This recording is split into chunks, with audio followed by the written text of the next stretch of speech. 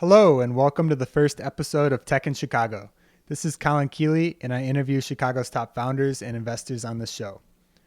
Today we have David Gardner, the founder of ColorJar, on. ColorJar is a creative tech agency based here in Chicago that has worked with everyone from venture-backed startups to Fortune 500 companies. Before founding ColorJar, David was a professional basketball player and founder of a social network in India. At 6'9", David is probably the only guest I'll ever have on the show taller than me. In this episode, we talk a lot about what makes a great name, a great brand, how he approaches building a new brand, the Chicago tech scene, and why he loves to hire freelancers. David is a super interesting guy, and I couldn't be happier to start the show with him. Enjoy.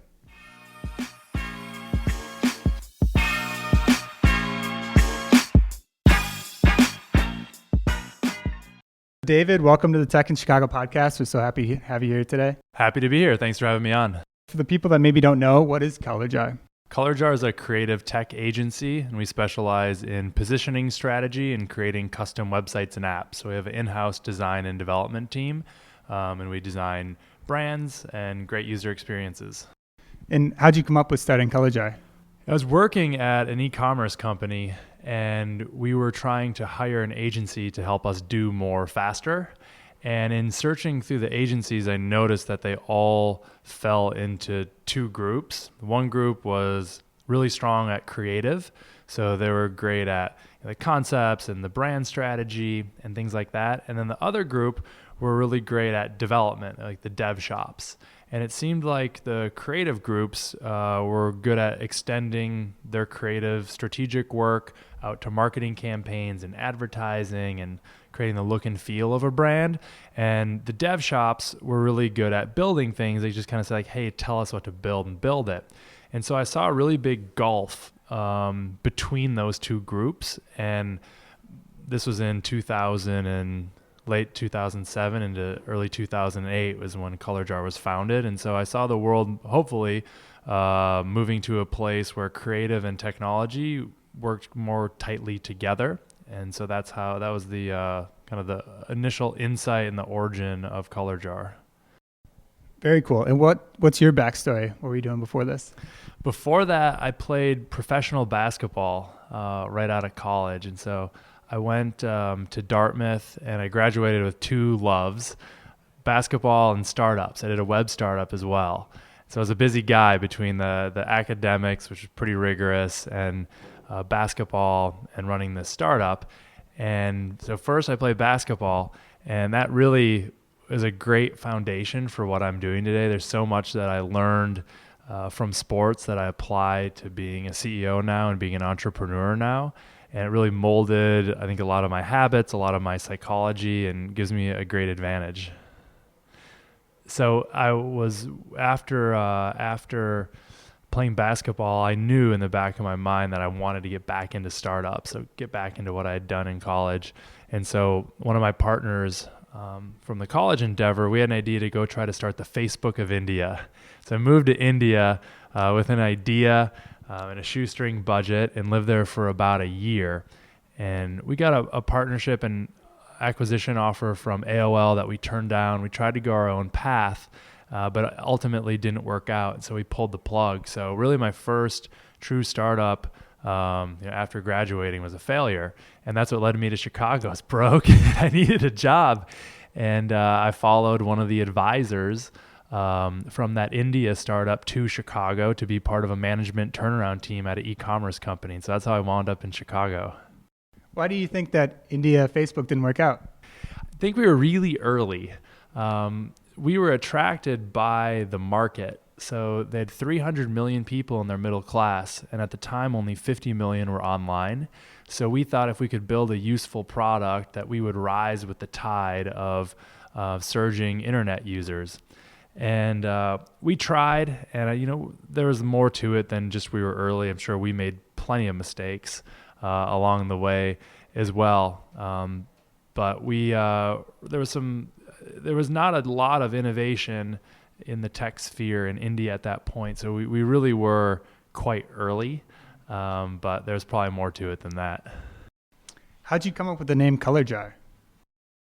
So I have a few rules about naming. The first one is I believe that a good name, if you speak it to someone, they should be able to spell it back to you. So we live in this word of mouth age, and it's very important that someone can hear about some cool new product or service or company and go into Google and not have to bend over backwards trying to find it. So it passed that test really well. And then the other thing that I like about it is that it paints a mental image in people's head. And I think that makes it easier to remember. Did it evoke anything for you, any image? Yeah, I definitely didn't forget it the first time you said it. I've heard, so I first met you in a bar, and I've heard of that also as the bar test. So you should be able to yell a name across the bar, and they should be able to understand it and spell it back to you. I like that. Yeah, that definitely goes along with that. And so I think because some people say, oh, well, I think of a jar with swirling colors in it, or I've heard a lot of different things, and it almost doesn't matter. It's like the naming equivalent of the Rorschach test. And I think that helps it stick in people's brains. So when I was testing out different names, I was trying to think of a name for a creative tech agency, I told a handful of people, ColorJar. And then I'd ask them a week later, hey, do you remember that name I told you? And nearly everyone could remember it. And I was like, okay, this is good enough for me. It sounds right, sticks with people, I'm sold. Wow. So how'd you get your first clients for ColorJar? My first clients were through my network. So it was just people I knew. They knew that I was in this tech world. And so at the time in 2008, there weren't really apps. So we were hired in the beginning to do brand strategy and to create websites. So my first two clients were really great ones to build a portfolio. One was Jude Law's foundation, Music for Tomorrow. And that was really cool to work with him and his team on that. And then the second one was a ESPN personality, Stephen A. Smith, who's a outspoken show host. And so did those right out of the gate. So I was working and got the first clients when I had a full-time job. So ColorJar started as a side pursuit. It was something that I hoped one day would turn into a full-time pursuit. But at the beginning, I was just moonlighting. Was it just you, or did you have co-founders too? It was me, and then I had a co-founder named Jeff Hoffman, who was really helpful, especially in the early stages, was a very seasoned entrepreneur, had been a part of a lot of different big-time companies and successes. And so I really looked up to him as a mentor, and that's who I followed to Chicago to take the job at the e-commerce company. And so to have him come on as a co-founder was tremendously helpful. And but eventually the e-commerce company went through tough times, and I survived a couple rounds of layoffs, but ultimately my fate was sealed and I was laid off by the company. And so I thought, well, rather than look for another full-time job, ColorJar as a side pursuit had been going pretty well. And so I thought, well, let's see what I can make happen with a full-time effort. And so then the next 3 years, I was running the company out of my apartment. I had no funding, and was really living deal to deal, where I was hustling down a deal. I had a couple of contractors. Granted, I can't do all this work myself. I can be the leader. I do the brand strategy part. So I had a contract designer on an hourly basis, a contract developer on an hourly basis, and we'd get the work done, and whatever was left over from the project budget was my rent and food money.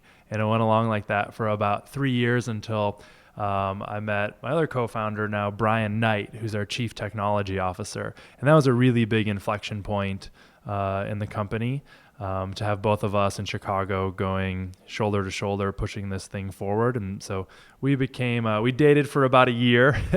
He had a development shop. His partners went off and ran the Obama re-election tech team in 2012. Wow. And Brian wasn't going to do that. And so my eyes lit up, and we became partners.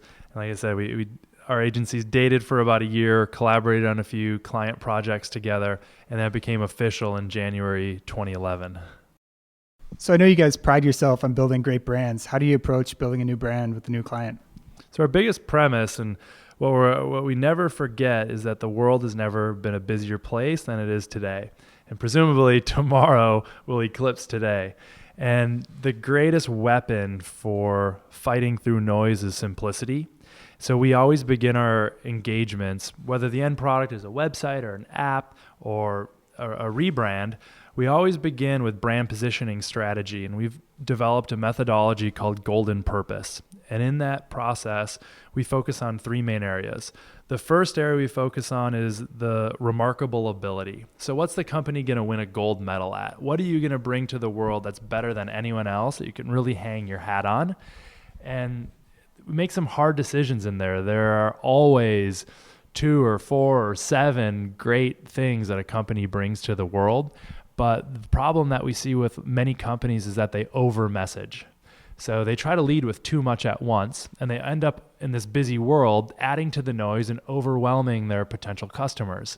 So we're big believers in making the tough decision to choose just one thing and positioning that in the most beneficial way possible, most valuably.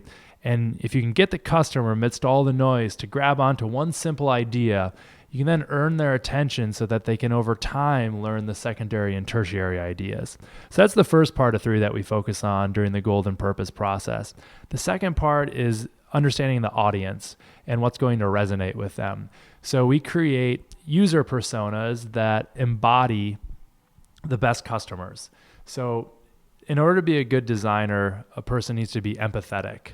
And our tool for increasing our empathy as designers is, rather than talking about a demographic, say, young female urban professionals, 25 to 35, that's a better start than saying my product is for everyone. But to us, even that demographic is still too broad because we can't have any empathy towards a faceless mob. So what we do is we create a character that symbolizes that demographic. So we might have Maria the millennial, and she works in the Loop, and she went to college here, and she does this, and this is what she's attracted to, and these are her fears, and these are her wants, and here's how we want to interact with her. And so we create these characters that become really lifelike to us in the design process. So then when we're making decisions about what features to have or how the brand ought to be positioned, it's not about what we want. It's not about what some faceless demographic wants. It's, well, what does Maria want? And we end up making much better and more precise decisions because of that. And the third thing that we focus on at ColorJar during Golden Purpose process is the competitive landscape. So we take the same process and turn it back on the competition. What does it seem like they're trying to win at? Who's their audience that they're targeting? And we begin to, on some different 2x2 axes, plot the competition, and we start to see where they fall relative to us. And we can eventually see these pieces of turf that are open that we can then claim and own and defend. So it's really about, with branding, finding the intersection of what you're really great at, what your audience wants, and how you outplay your competition. It's really fantastic advice. Are there any great brands you look up to? Some super simple ones? Yeah, I love Gatorade. That's definitely a dream client to work with. I love the simplicity of their messaging. It's always incredibly consistent. The brand has a really strong feel. I think they've done an amazing job starting with like a product attribute and kind of having that ladder up to an overall message. So that stands out. I'm a huge fan of Nike as well. I think part of these I'm attracted, like the former athlete in me is attracted to them. But there are some other great brands that go along with those, like Apple, Target. I think all do tremendous work from a brand perspective. Any smaller, newer ones? Warby Parker comes to mind. SoulCycle, I think, has done an amazing job. And the one thing that these brands have in common is simplicity. So people react in this busy, chaotic world, as I was mentioning before, they react really strongly to simplicity, and they're attracted to it. So you've been at this almost a decade now. How have you seen the Chicago startup scene change? Man, I haven't heard it phrased that way before. That's pretty cool. I've seen it change a lot. I guess it was a lot lonelier when I first started. There's way more interconnectivity in the Chicago ecosystem now than there certainly was in 2008. There was certainly activity there. I'm not trying to say I was the first guy in the playing field. There are people at it much earlier than I was, but it's a very different place now. And I think the big thing that I see, the different sort of players and parties recognize each other and the role and the value they play. And there's more of a dialogue. And then I also saw in the last maybe 4 years the introduction of these kind of mediator entities. It's like in 1871, built in, and those types of things I think really help, 1871 in a physical manner and also as a host, and then built in terms of interconnectivity and the players seeing each other and keeping up with news and jobs and so forth are really integral parts of helping the Chicago community really coalesce and come together. The other thing that's cool that I've seen has not changed, so those are like things that have changed. What has not changed is the attitude of really hard work and selflessness in the community. People are extremely helpful. I haven't seen that decline at all. People are very open. People are competitive insofar as they want to win and they want to be successful, but it doesn't feel like a zero-sum game. It doesn't feel like people are stepping on each other to try to get ahead. It seems like everyone's truly rooting for one another, and they realize that the more companies that do well, it's a tide that will hopefully, rise and lift all of our boats together. Is there anything you think we could improve on? That's a good question. I would like us to stop comparing ourselves to other cities. I don't find that to be a very helpful exercise in comparing Chicago to other cities. They're all different. They all have strengths and weaknesses. I don't feel like it's very productive. I think we would benefit more by kind of staying in our own lane and just being competitive with ourselves and making sure that we keep improving for each other and doing it because we love Chicago and not doing it because we're trying to beat some other city. So how many employees do you guys have now? We're a team of 20, and we have about half of our team is in Chicago, and then we also believe in the remote culture, so kind of the Jason Fried base camp model, and we find the best talent and we hire them no matter where they live. So we have half of our team that does not live in Chicago, and they work remotely as full-time employees. How have you found working through that distributed team model? It's actually not provided, or has not provided us the challenges that I think some people assume we would have. It's something that we actually rarely think about. We have pretty good systems in place, and we find ways to stay connected. So every morning we do a video stand-up. So everyone goes around the horn and shares their top priority for the day, and I think that helps with our connectedness. And then, teams are oftentimes cross sections of, some people in Chicago might be on the team and people remote on a team, and they all come together in different ways. And we have good online systems in place that helps people stay connected and productive. But there's a huge benefit, that's focusing on the collaboration piece. There's a huge value in people's solo work time. So getting those uninterrupted blocks, especially when you're a creative, and we think of not just designers as creatives, we think of our technology developers, the folks writing code, as creatives as well. And so in order to be creative, a person needs long, uninterrupted blocks of time to do their craft and get into the flow and make things happen. And I think sometimes working remotely actually provides a huge advantage. It's an interesting take on it, for sure. How have you found hiring in Chicago? Are you able to find the talent you need here? We are. We've had great luck. Thankfully, we've created a company where people want to work here. So that's really a nice thing working in our favor. And the people who are on our team are A-team players. And I think we all recognize that a lot of us could work at a lot of different places, and we choose to work here. And I really feel like we're putting together an all-star team, and so that helps attract. I think talent attracts talent, and so talented people tend to hang out with talented people. So we find a lot of our hires through our own networks throughout the company.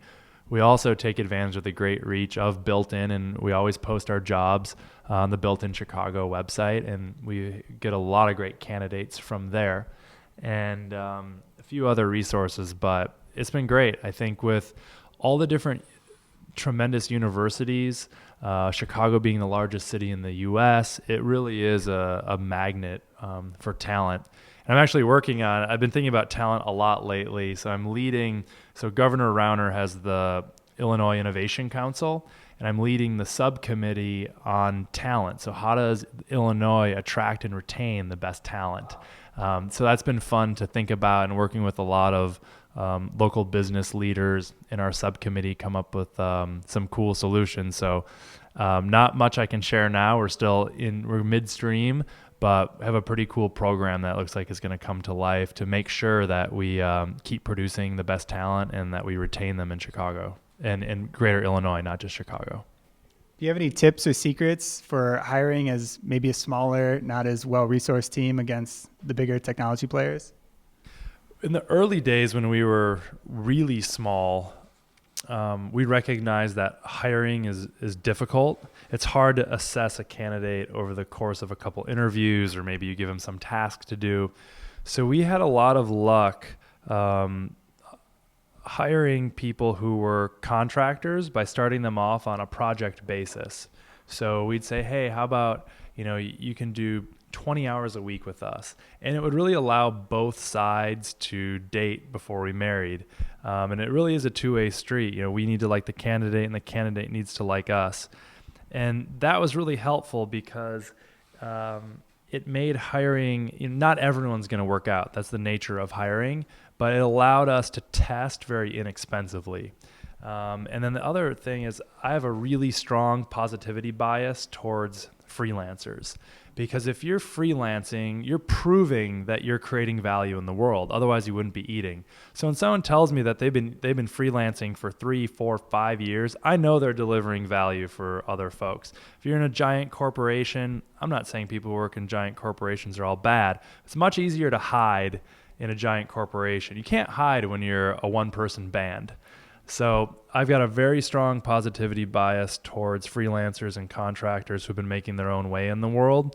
And what we found is what they're most passionate about is their craft, not all of the things that go along with it. So, if you're a designer, for example, you want to be designing. You want to be improving your craft. You don't want to be managing the client and finding new work and, being the bookkeeper and sending invoices and all of those things. So we're able to bring in contractors and say, hey, welcome home. You can focus on your craft now. We've got all the other stuff handled because we have a team and we all come together. What's been the best advice you've received? I think that there's no perfect time to start something new. So the idea is that the only better time than today to start something is yesterday. And there's never going to be a knock on the door that says, hey, that idea you've been thinking about, well, now's the perfect time. And everything's never going to feel completely in place, or the external conditions are right. It just doesn't exist. And so whether that's rolling out a new internal initiative, launching a new brand, whatever it is, there's just no perfect timing. And the best thing is just to get it to a place where you feel like it's strong, but not perfect, strong, and put it out into the world and read and react from there. If you could go back to day one of starting ColorJar and talk to yourself for 15 minutes, what would you say?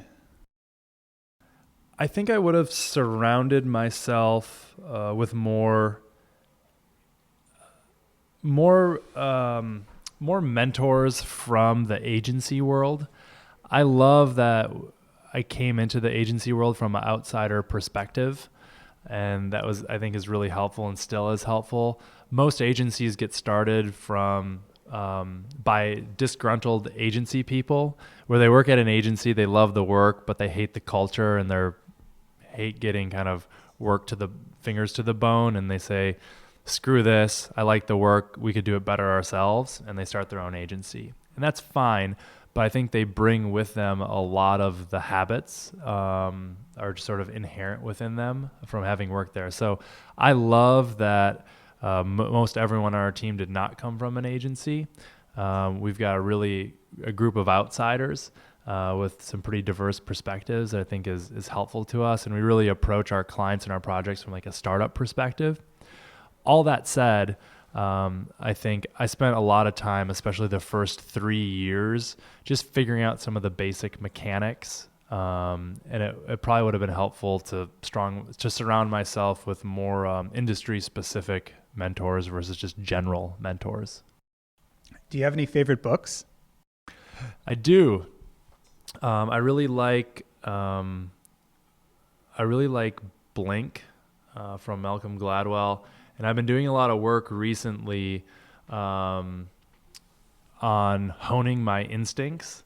So there's a lot of data buried within us, and I've been working with a coach, Jennifer, and she's really done a lot for me in terms of just unlocking what's hidden inside.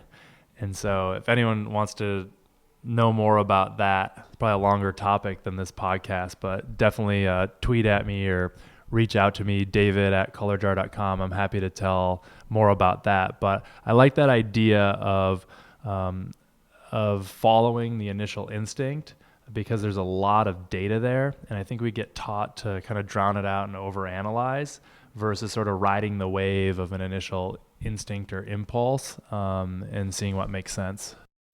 So I'm a little curious, what is like an executive coach? We could talk about it a little bit. Yeah, it's an executive coach. So it definitely falls under that umbrella, but it's not about teaching me the sort of technical skills to be a CEO. And it's not about the accountability of getting certain tasks done or, these are the quarterly goals. It's all about helping me as an executive become a better decision maker. Because that's really what I'm spending more and more of my time doing, is making decisions. So in which direction should our team march? What's a good fit? Who's the best hire? What's the best use of my time? And I'm learning that a lot of those answers, at least a great starting point for them, are sort of my blurt reactions to various questions. So Jennifer prompts me with questions, and I follow my first instinct. And then once that is surfaced, then the brain sort of like, after you blurt something, the brain reaches back into the storage and tries to bring up supporting evidence. It's just naturally what happens. So I pay attention to the supporting evidence because that's meaningful. That usually then sparks some new ideas. I'm like, oh wow, once I just said that out loud, yeah, that makes sense. Well, if that's true, then what about this idea and that idea? So it becomes a very kind of generative, creative process as well. What's your vision for the long term? What's next for ColorJar? Our vision is to continue to raise the bar on ourselves. We're very competitive in trying to become the best that we can be. And it sounds like a platitude, but it really is in our DNA. And so we think of ourselves as our team of men and women as craftsmen, and we're trying to get better and better at what we do so that we can serve our clients at the highest level possible. And so I think the future for us is still to continue our identity as a product team. So we're really focused on positioning strategy, designing brands, and using that strategic starting point to then create a great user experience, which we have the in-house team to design and build. And so to us, that's building a product. It's building a website, it's building an app, it's building an e-commerce platform. We do not want to broaden out. So we don't want to become a marketing agency. To us, marketers are people who go out into the world and get people's attention and they say, hey, go show up over there. We want to build the over there. We want to build that destination, and we don't want to go beyond that. So we want to be the owners of the user experience and how it's positioned. And so really the answer is, where are we going? We're going to keep getting better and better at what we do so that we can keep serving the best clients that we can work with. Do you have any requests for the Tech in Chicago audience? Where can people find you and ColorJar online? Sure. They can find ColorJar at colorjar.com, on Facebook, facebook.com/ColorJar, Twitter at ColorJar. You're getting the pattern. And I'm on social media. Instagram is at David_Gardner, Gardner, and that same handle on Twitter. And you're welcome to email me, david@colorjar.com. Awesome. Well, thanks so much for coming on today, David. Thanks for having me. It was a blast. Thank you so much for kicking off the show, David, and thank you everyone else for listening. If you enjoyed the show, please subscribe and review Tech in Chicago in iTunes. Reviews and ratings go a long way to help others find the show, especially 5-star reviews. If you guys have any feedback or guests you'd like to hear from on the show, I'm always happy to chat. Please reach out at Tech in Chicago on Twitter at any time.